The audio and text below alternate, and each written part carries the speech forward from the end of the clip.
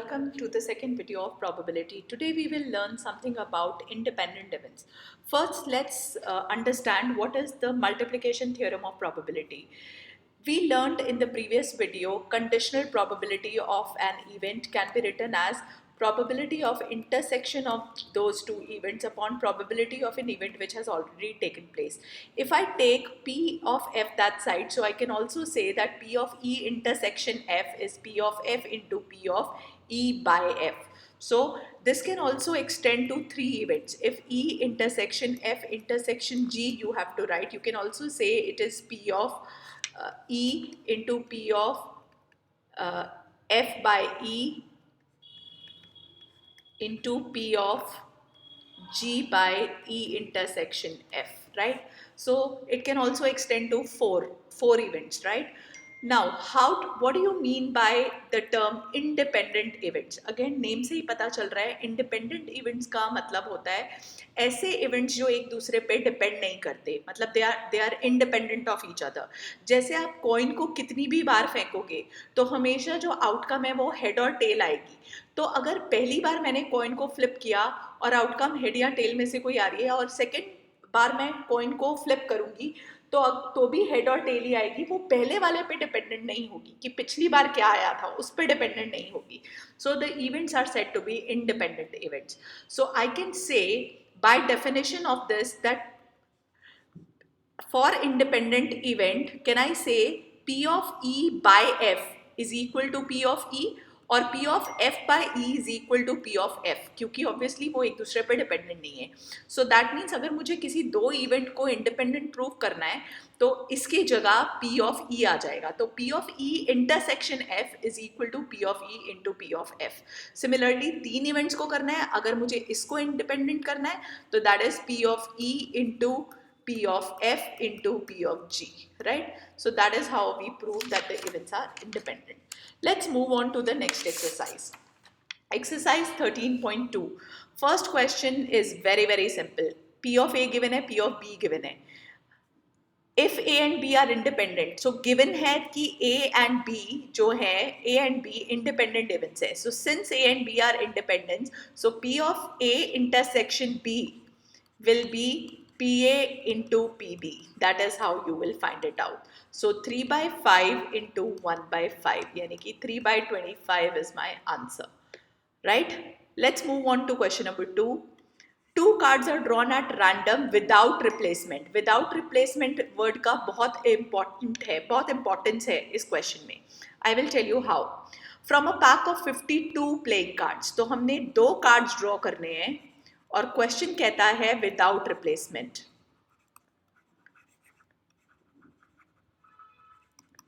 From a pack of 52 cards find the probability that both are black cards. तो हमें दोनों card black निकालने हैं.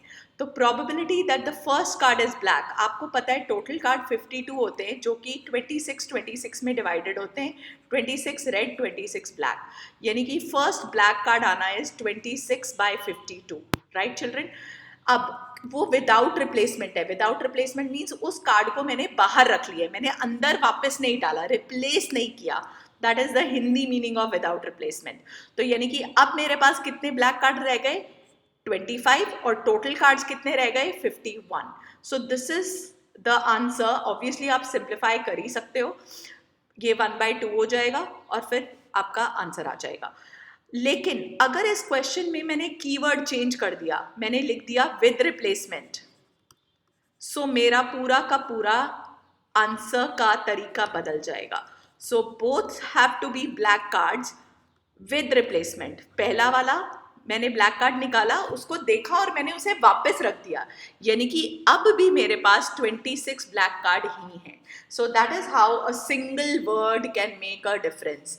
Okay, so you have to understand what is written. Okay, अगर कुछ भी नहीं लिखा तो अंडरस्टूड है जो क्वेश्चन है वो विदाउट रिप्लेसमेंट का है. ओके, विद रिप्लेसमेंट वर्ड हमेशा मेंशन होगा. Okay, that is question number 2 for you. For question number 3, a box of oranges is inspected by examining 3 randomly selected oranges, again without replacement. So basically मुझे 3 oranges को randomly check करना है. If all the 3 oranges are good, अगर सारे के सारे तीनों की तीनों ऑरेंजेस गुड है, the box is approved for sale, right? Otherwise it is rejected. Find the probability that a box containing, हमारे पास कितने ऑरेंजेस हैं? टोटल ऑरेंजेस 15 है, जिसमें से गुड जो हैं वो 12 हैं और 3 जो हैं वो बैड है. So find the probability that the box is approved for cell. Approve for sale के लिए तीनों गुड होना, यानी कि पहला भी गुड, दूसरा भी गुड एंड तीसरा भी गुड. अगेन पहला गुड जब, I hope it is clear, right? First good आना विदाउट रिप्लेसमेंट की बात हो रही है. तो 12/15 अब विदाउट रिप्लेसमेंट, मतलब अब मेरे पास 12 गुड में से कितने गुड रह गए? 11. और मेरे पास टोटल कितने रह गए? 14. अगला 11/14, उससे अगला 10/13. That's the concept of without replacement. Again अगर इसमें विद रिप्लेसमेंट होता तो मेरा आंसर 12/15 रेज टू पावर 3 आ जाता, क्योंकि मैंने ऑरेंज देखा और उसे वापस रख दिया, right? All right. Question number 4. A fair coin and an unbiased dice is tossed. एक कॉइन टॉस हुआ है और एक डाइस टॉस हुई है. ए क्या है? Head appears on the coin, head on coin. And B क्या है? 3 ऑन डाइस. तो निकाल लेते हैं. प्रोबेबिलिटी ऑफ ए कितनी हो जाएगी? Head on the coin, that is 1/2, and 3 on a dice, that is 1/6. So हम निकाल लेते हैं. P A into P B वैसे आएगा कितना, वो हमें दिख रहा है. 1/2 इंटू 1/6, दैट इज 1/12. अब आगे करते हैं.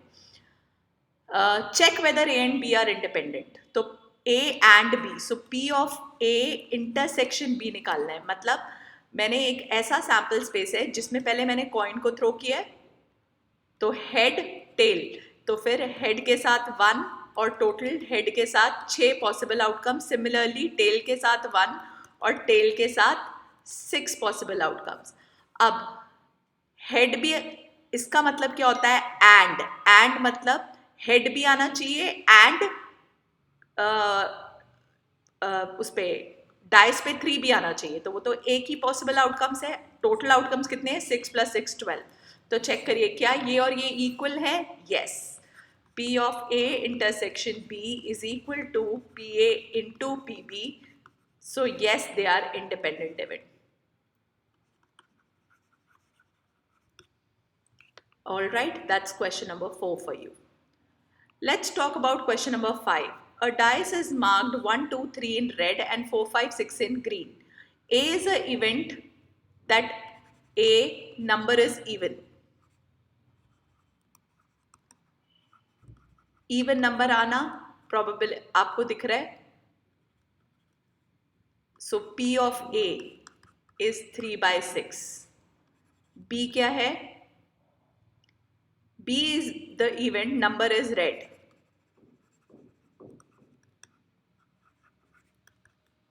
तो P of B कितना हो जाएगा? रेड. 3 रेड थे आउट ऑफ 6, राइट? सो ये भी 1/2, ये भी 1/2. सो हमारे पास PA इंटू PB की वैल्यू आ रही है क्या? 1/4. अब चेक करते हैं. A इंटरसेक्शन B, मतलब इवन भी होना चाहिए और रेड भी होना चाहिए. इवन भी एंड रेड भी, तो वो तो एक ही दिख रहा है हमें. 1 अपॉन टोटल कितने हैं? 6. तो चेक करिए क्या 1/6 और 1/4 इक्वल है? P of A intersection B क्या इक्वल है PA इंटू PB के? नहीं. So no, they are not independent. All right. वैसे भी आपको यहीं से क्लिक कर जाएगा, राइट? इवन नंबर रेड में भी है, that's why. So common. All right. Question number 6 for you. P A दिया हुआ है, P ऑफ E गिवन है, P ऑफ F गिवन है, इंटरसेक्शन गिवन है. पहले मल्टीप्लाई कर दो. This is 9/50. क्या 9/50 इक्वल है 1/5 के? No, they are not equal. So that means they are not independent. सो इंडिपेंडेंट का लॉजिक बिल्कुल क्लियर है कि दो इवेंट्स का इंटरसेक्शन उनके इंडिविजुअल प्रोडक्ट के इक्वल आना चाहिए. Let's talk about question number 7. Question number 7 में एक आप नई टर्म देखोगे जो आपने क्लास 11th में पढ़ी थी. इसका मतलब मैं आपको समझाती हूँ. आपको पी ए गिवन है, ये गिवन है, और आपको पी की वैल्यू निकालनी है. First part, mutually exclusive events. Mutually exclusive events तब होते हैं बेटा जब दो इवेंट्स के बीच में कोई भी कॉमन पॉइंट नहीं होता, यानी कि P of A intersection B 0 होता है. तो आपको यूनियन का फॉर्मूला, अगेन मैंने फर्स्ट वीडियो में भी ये रिवाइज कराया था, एक बार दोबारा भी, P A plus P B minus of P of A intersection B using Venn diagram. I told you this formula, right? So 3/5 is equal to 1/2 plus P minus 0. आपके पास पी का आंसर आ जाएगा, right? You will get the value. Let's do the second part, independent event. तो अगर ए और be independent है तो ये तो हमें पता ही है, P of A intersection B independent event के लिए P A into P B होगा. So P A is half, P B is P, so this is p by 2. Again let's use the same formula. So now 3/5 is equal to half plus p minus p by 2, and now again you can calculate the value of p. Okay, so ये याद रखना है, दो अलग अलग parts हैं, इसमें confusion create नहीं करना है. All right, question number 8, again direct formula. Independent events हैं. इंडिपेंडेंट मीन्स ये तो पहला पार्ट तो डायरेक्ट फॉर्मूला से ही आ गया, P A into P B. दूसरा वाला पार्ट भी डायरेक्ट, अभी अभी मैंने जो सिखाया, P A plus P B minus P of A intersection B से आ गया. इसका फॉर्मूला भी कंडीशनल, पहले वाली exercise, this upon P of B, and इसका वाला भी same conditional, P of B intersection A upon P of A. So all four formulas you already know, you can find it out. All right. Now question number 9 for you. आपको P A P B और P of A intersection B निकालना है. आपको P of A not and means intersection B not. I hope आपको ये rule याद है.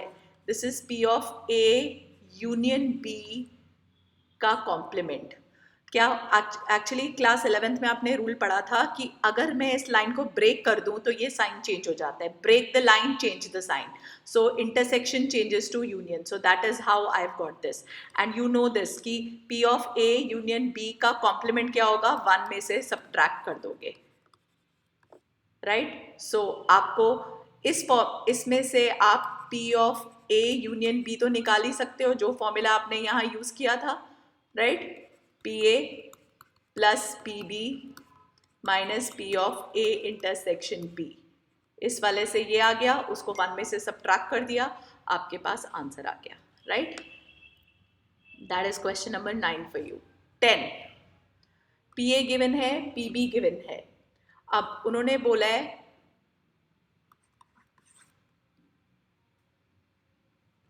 P A given है और पी बी गिवन है. उन्होंने बोला है आप निकालिए पी ऑफ, अच्छा, और भी गिवन है, ए नॉट और means union, B not, okay, is 1/4. Again same formula, is equal to 1/4. Now this can be written as 1 minus p of a intersection b is 1/4. So इसमें से p of a intersection b आ गया, जो that is 1 minus 1/4. अब intersection हमारे पास आ ही गया है, आपको check करना है कि वो इंडिपेंडेंट है कि नहीं. तो इसका आंसर 3/4 आया है. चेक कर लो, क्या P A into P B भी 3/4 आएगा? Half into 7/12, will it be equal to 3/4? No, it will not be equal. So hence they are not independent, right? That is question number 10 for you. Similarly 11 बहुत simple है. Events independent given है तो कोई problem ही नहीं है. A intersection B, intersection means and, कोई गलती नहीं होनी चाहिए. That is P A into P B. तो ये तो डायरेक्ट आ गया, पी ए गिवन है, पी बी गिवन है. और भी आपका आ गया, और थर्ड पार्ट इज और का मतलब होता है यूनियन. दैट इज और for you. Again formula same जो हम पिछले क्वेश्चंस में यूज करते आए, P A plus P B minus P of A intersection B. तो ये तो हो गया फर्स्ट और थर्ड पार्ट जो डायरेक्टली था। अब करते हैं second part, P of A and का मतलब क्या होता है, and not B means complement. अब इसे कैसे लिख सकते हैं, आई होप ये तुम्हें क्लियरली दिखेगा, P A minus P of A intersection B. Okay, अगर नहीं दिख रहा तो मैं दिखा देती हूँ, चेक करिए। सपोज करिए ये ए और बी है, P of A intersection B means, read करो, ए में है लेकिन ए का पार्ट है लेकिन बी का नहीं है, that means this part. So this is A, this is B. तो इसे कैसे लिखोगे पूरे ब्लू पार्ट, इस वाले पूरे ए वाले में से ये वाला पोर्शन सबट्रैक्ट कर दोगे। So that is how you will get this. Similarly for the fourth part, अगर फोर्थ पार्ट भी हम directly P of neither A nor B, so again वही same rule, break the sign change, break the line, change the sign वाला, इसे ऐसे लिख सकते हैं और उसे लिख सकते हैं 1 minus P of A union B, और ए यूनियन बी आप निकाल ही चुके हो, राइट, और वाले पार्ट में, थर्ड पार्ट में। All right, let's move on to question number 12। A dice is thrown thrice. Okay, एक डाइस को हमने 3 बार फेंका है, तो ऑब्वियसली आपको क्लियर हो जाना चाहिए कि सैम्पल पॉइंट्स 216 आएंगे। 3 बार डाइस, 6 इंटू 6 इंटू 6, तो सैम्पल स्पेस बनाना इम्पॉसिबल है पेपर में।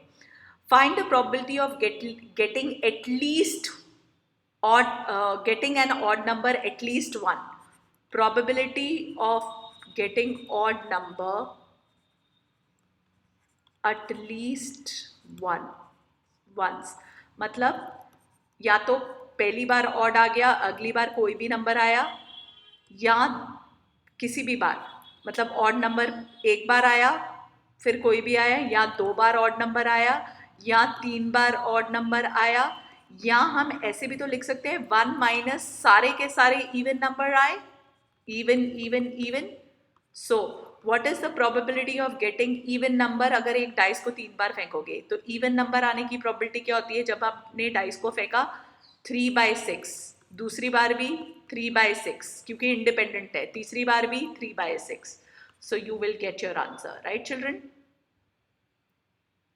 Hello, I hope I am clear, right?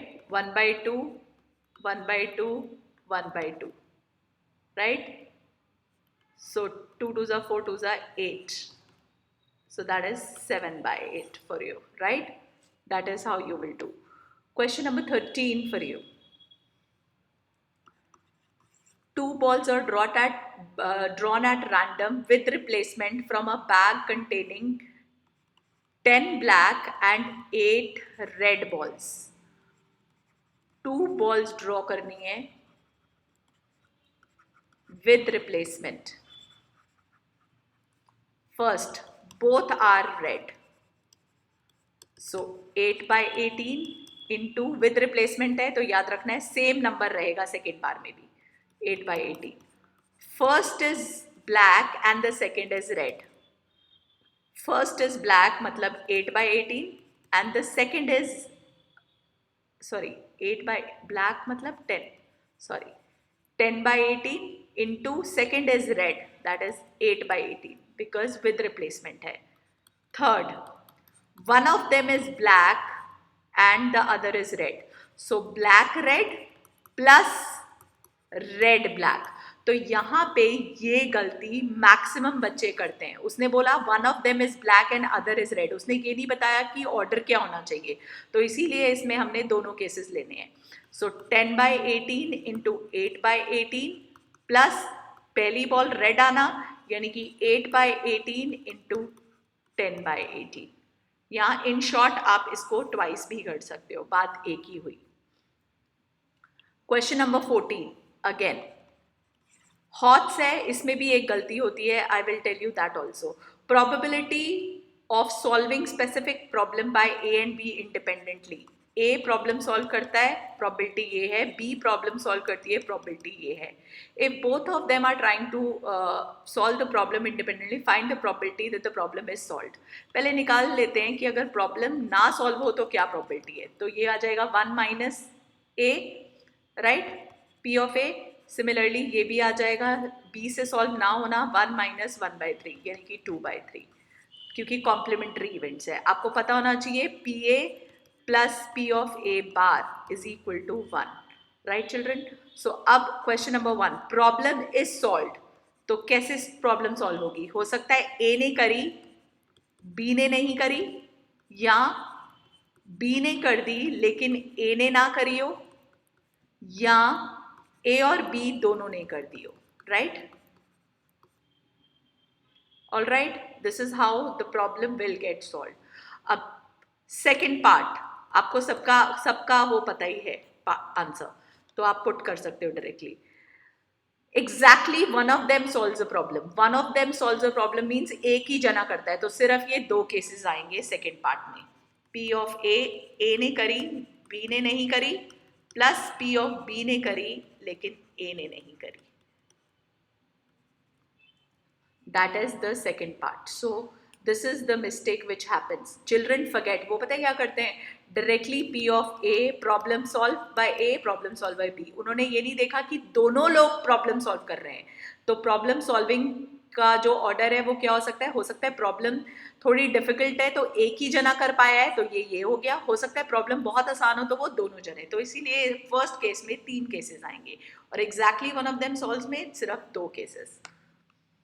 ये तो अब आप इंडिपेंडेंट इवेंट्स तो अब बहुत ज़्यादा क्लियर हो गया है. 15th वाला आप खुद कर सकते हो. I am not going to do it for you, it's very simple. 16th question थोड़ा सा डिफिकल्ट बच्चों को इसलिए लगता है क्योंकि वो 11th स्टैंडर्ड का वेन डायग्राम का कॉन्सेप्ट पूरा का पूरा भूल चुके होते हैं. In a hostel 60% of students read Hindi newspaper and 40% read English newspaper and 20 read both. तो आपको यहाँ से स्टार्ट करना है. ये 20% है, हिंदी 60 है, तो यानी कि ओनली हिंदी जो है वो 40 होगा क्योंकि 40 + 20 60 देगा. एंड इंग्लिश 40% पढ़ता है तो 20 ऑलरेडी है जो दोनों पढ़ते हैं, तो ये 20 होगा. अब कौन है जो कोई नहीं पढ़ता? तो टोटल परसेंट है तो 100 होना चाहिए. तो चेक करो, 40 + 20 60, 60 + 20 80 आ रहा है, तो यहाँ पे भी 20 आएगा जो कुछ नहीं पढ़ता. अब फर्स्ट का तो आंसर आपको क्लियरली दिख गया. Find the probability that she read neither Hindi nor English newspaper, तो वो तो आपको 20% दिख ही गया. बी पार्ट चेक करिए. Probability she reads Hindi paper, find the if she reads Hindi paper, if she reads Hindi paper, find the probability that she read English also. तो given है ये, if she reads यानी कि given event, तो हिंदी ये conditional probability का question है. E intersection H upon P of H. Intersection is 20%, right? 20/100 और हिंदी is 60/100. सो अगेन आपको दिख ही गया 2/6 यानी कि 1/3. Similarly if she reads English newspaper, अब उसने दिया है कि इंग्लिश न्यूज़पेपर वो रीड करती है, given. What is the probability she reads Hindi? तो इंग्लिश अब डिनोमिनेटर में आ जाएगा. तो बस यही याद रखना है. ये भी इंटरसेक्शन किसी भी ऑर्डर में लिखो, मैटर नहीं करता. तो ये 20 डिवाइडेड बाय क्या है? P of E, that is 40. So answer आ गया 1/2, राइट. आप आंसर परसेंटेज में भी दे सकते हो. तो ये 50% हो गई. ऐसे ही इसको 1/3 × 10 कर लोगे तो वो आपका 33.3%, right. So that is how you will calculate. This is a very simple. Find the probability of obtaining an even prime number on the dice when the pair of dice is rolled. So even prime number आना on a throw of dice, I think there is no problem. You can totally find it out, right?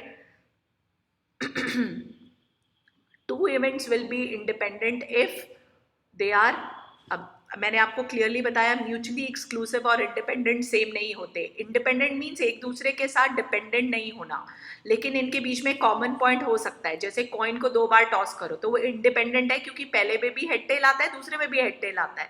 लेकिन mutually exclusive events होते हैं जिनमें कोई भी common point नहीं होता, right? ये तो पॉसिबल ही नहीं है। P A is equal to P B हो जाएगा तो इंडिपेंडेंट इवेंट्स नहीं।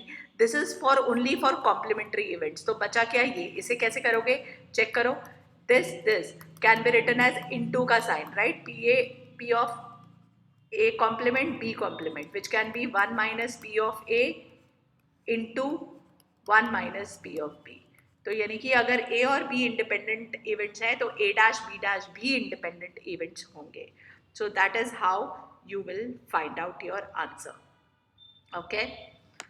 So that's all from the second exercise. Stay tuned for the next video. We will continue the theorem of total probability as well as Bayes theorem in the next 2 videos. Thank you everyone.